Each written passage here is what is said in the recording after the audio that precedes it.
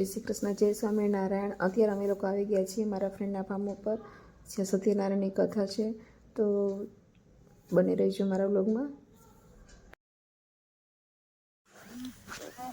અમે લોકો ફાર્મ પર પહોંચી ગયા છીએ અને ત્યાં જે સત્યનારાયણની કથા છે, જો હવે એ લોકો પૂજાની પણ તૈયારીઓ કરવા માંડ્યા છે, કોઈ વસ્તુ ઘટતી હોય કે એવી બધી।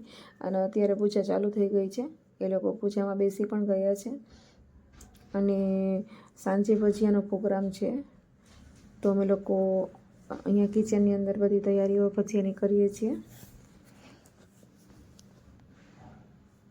અને અત્યારે હવે સત્યનારાયણની કથા પૂરી થઈ ગઈ છે, તે છેલ્લી આરતી ચાલે છે। આરતી ને થાળ ને બધું કર્યા પછી અત્યારે હવે કથા પૂરી થઈ ગઈ છે અને અમે બધા પ્રસાદી લઈએ છીએ બધા। અને અત્યારે જો ભજીયા બનાવવાનું સ્ટાર્ટ થઈ ગયું છે, ભજીયાની પ્રિપરેશન શરૂ છે અહીંયા।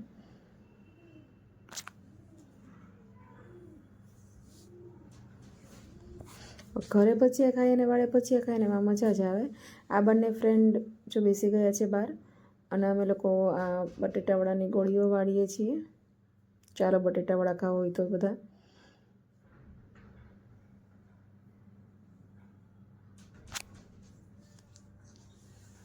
આપણે ઘરે ભજીયા ખાઈએ અને વાડીએ ભજીયા ખાવામાં એટલી મજા આવે, કારણ કે વાડીએ તો એટમોસ્ફિયર એટલું મસ્ત હોય તો મજા જ આવે। ખબર નહીં આ બે ફ્રેન્ડ, અમે લોકો અંદર એન્જોય કરીએ છીએ વાતોના ગપાટા મારી, પણ ખબર નહીં આ બે ફ્રેન્ડ પોતાના સુખ દુઃખની વાતો કરે છે ક્યારના, અને એમની વાતો ખૂટતી પણ નથી, જાણે કે આમ વર્ષો પછી મળ્યા હોય ને એવું લાગે છે। અને અમને બંને ફ્રેન્ડને મજા એમાં આ બંને ફ્રેન્ડને પણ મજા જ આવે। બસ જો હવે અહીંયા ભજીયા બનાવવાનું સ્ટાર્ટ થઈ ગયું છે, જો ભાઈ ભજીયા પણ બનાવવા માંડ્યા છે। તો ચાલો તમારે ભજીયા ખાવા હોય તો ભજીયા બહુ ફાઇન બનાવ્યા છે એમને, ગરમ ગરમ ભજીયા, મેથીના ગોટા।